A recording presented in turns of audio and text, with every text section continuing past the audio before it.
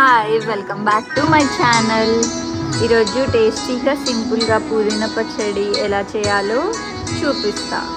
ఇలా 2 కట్టలు పుదీనాను తీసుకొని తుంచుకొని ఇప్పుడు స్టవ్ ఆన్ చేసి ప్యాన్ పెట్టుకోవాలి. అది వేడయ్యే వరకు వెయిట్ చేసి ఇప్పుడు పల్లీలు వేసుకోవాలి. పల్లీలు వేసుకొని కాసేపు వేయించుకోవాలి. అవి వేగే వరకు వెయిట్ చేద్దాం. వేగిపోయాయి. ఇప్పుడు వేగినాక దాన్ని ఒక ప్లేట్లో తీసుకుందాం కదా. ఇప్పుడు అదే ప్యాన్లో ఆయిల్ యాడ్ చేసుకుందాం. ఆయిల్ వేడయ్యాక అలా చిల్లీస్ వేసుకుందాం. చిల్లీస్ వేసుకొని కాసేపు వేయించుకొని సాల్ట్ కూడా యాడ్ చేసుకుందాం బెటర్గా వేగడానికి. అవి వేగినాక పక్క ప్లేట్లో తీసుకొని ఇప్పుడు గార్లిక్ వేసి అవి బ్రౌనిష్ కలర్లో అయ్యే వరకు వెయిట్ చేద్దామా. అయిపోయినాయి. ఇప్పుడు మరికొంత ఆయిల్ యాడ్ చేసుకొని దాంట్లో జీలకర్ర యాడ్ చేద్దాం. జీలకర్ర వేగాక ఇందాక కట్ చేసుకున్న పుదీనా వేసుకొని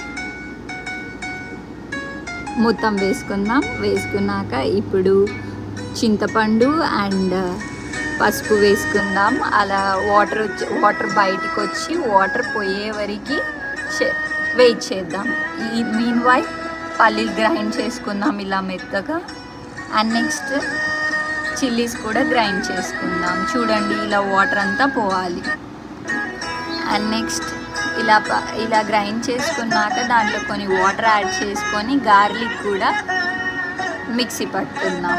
ఇప్పుడు మళ్ళీ ఆ పల్లీ పౌడర్ని యాడ్ చేసి ఇప్పుడు ఆ పుదీనా మిక్స్ని కూడా వేసుకొని మెత్తగా మిక్సీ పట్టుకుందాం. మెత్తగా మిక్సీ అవ్వడానికి దాంట్లో కొంచెం వాటర్ కూడా యాడ్ చేసుకుందాం.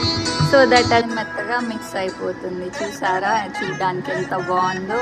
దీనికి పోపు కూడా యాడ్ చేస్తే ఇంకా టేస్టీగా ఉంటుంది. సో ఒక ప్యాన్ పెట్టి పోపు దినుసులు వేసుకొని పప్పులు కూడా వేసుకుందాం క్రంచీనెస్ కోసం, మధ్యలో తాకడానికి. అలా అయితేనే మా ఫ్రెండ్స్ తింటారు. ఎండుమిర్చిలు కూడా వేసుకుందాం. ఇప్పుడు ఎండుమిర్చిలు వేగే వరకు వెయిట్ చేద్దాం.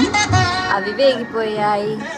నేను ఇప్పుడు వేస్తున్నా అని సౌండ్ నాకు వినిపించింది లేండి. బాగుంది చూడటానికి చాలా. సరే, మరి వీడియో చూసారు కదా, సబ్స్క్రైబ్ చేసుకోవచ్చు కదా ప్లీజ్.